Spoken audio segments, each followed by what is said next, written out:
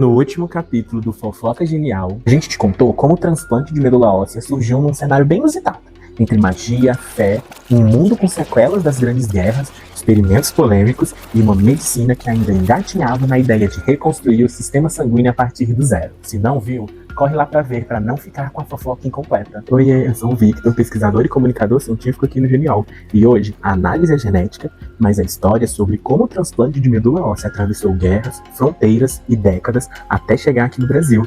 Porque quando a genética e a história se cruzam, vem aí uma fofoca científica genial. A ideia moderna do transplante de medula óssea começou a tomar forma lá nos anos 1950, em meio ao medo da radiação nuclear das bombas atômicas. Cientistas estavam interessados em entender o que acontecia com o corpo após a exposição a doses letais de radiação, como as que poderiam vir de um ataque atômico. Foi aí que vieram os primeiros testes animais. Diversos estudos científicos observaram que, ao transferir células da medula óssea de camundongos saudáveis para outros debilitados por exposição à radiação controlada, era possível restaurar a produção normal de sangue. Logo depois vieram os testes em cães, que trouxeram mais pistas sobre a rejeição imunológica e compatibilidade genética nos transplantes. Ainda entre as décadas de 1950 e 60, alguns cientistas perceberam que o uso de imunossupressores, como o medicamento metotrexato, além da compatibilidade entre cães da mesma ninhada e com antígenos DLA idênticos, ajudava a evitar a rejeição e aumentava o sucesso dos transplantes. Quer saber como funciona a rejeição e como a terapia gênica está mudando esse cenário? Inscreva-se no 7º Simpósio Genial. Já eu te conto mais detalhes. Essa fase experimental lançou a base de tudo. A ideia de que o sistema hematopoiético, responsável pela formação das células do sangue, pode ser substituído, desde que a genética permita. Depois disso, até tivemos algumas tentativas de transplante de medula óssea em humanos, mas nenhuma com muito sucesso. É o caso do francês Georges Maté, que em 1958 realizou transplantes de medula óssea em 6 cientistas acidentalmente expostos à radiação. Embora realizados em caráter emergencial e até com algumas questõezinhas éticas questionáveis, esses procedimentos foram os primeiros a mostrar que o enxerto de medula óssea podia funcionar em humanos, mesmo entre não aparentados, e mesmo que esses pacientes do George não tenham sobrevivido por muito tempo.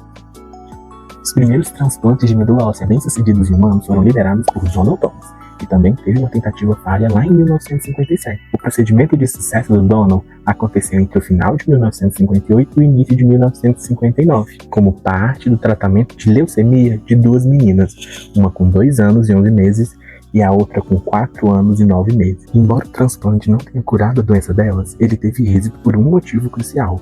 Ambas receberam a medula de suas irmãs gêmeas idênticas, caracterizadas na época pela semelhança física e pelo tipo sanguíneo. Como tinham um material genético muito semelhante, não houve risco de rejeição. Bingo! Foi um sucesso. E não é à toa que mais tarde o Donald Thomas ganharia o prêmio Nobel por isso. O sucesso de um novo transplante de medula óssea humano só aconteceu novamente em 1968, após o maior conhecimento dos genes do sistema HLA, que auxiliam o corpo a identificar o que é próprio e o que é estranho. Isso revolucionou a ideia de compatibilidade entre doador e receptor.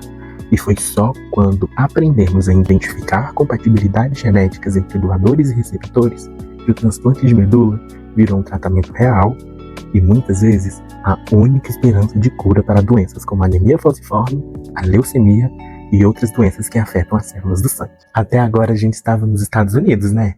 Pega o avião comigo então, porque vamos para a América Latina. Pouca gente sabe, mas o Brasil e o Hospital das Clínicas da Universidade Federal do Paraná são referência mundial no diagnóstico e tratamento de algumas doenças que afetam as células do sangue. O hospital foi, inclusive, o responsável pelo primeiro transplante de medula óssea na América Latina.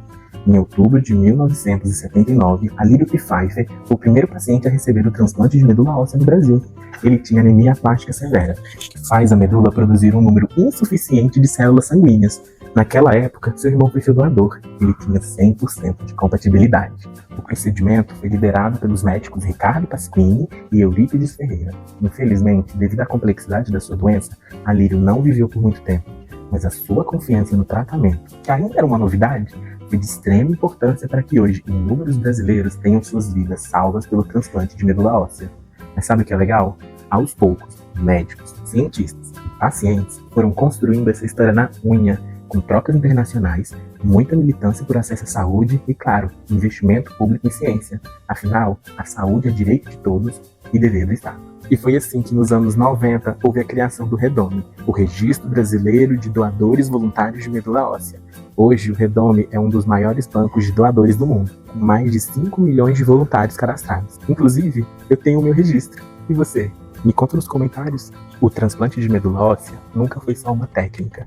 É também uma luta política, ética, estrutural e profundamente humana. E é justamente para falar sobre tudo isso, da ciência-vivência, que a gente vai fazer o 7º Simpósio Genial, da genética à vivência do transplante de medula óssea.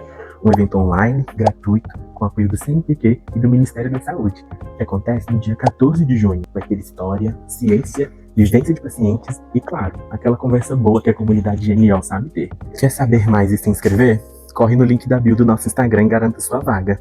E segue o @genial.ciência para mais conteúdos como este. Querer entender genética é querer entender o outro.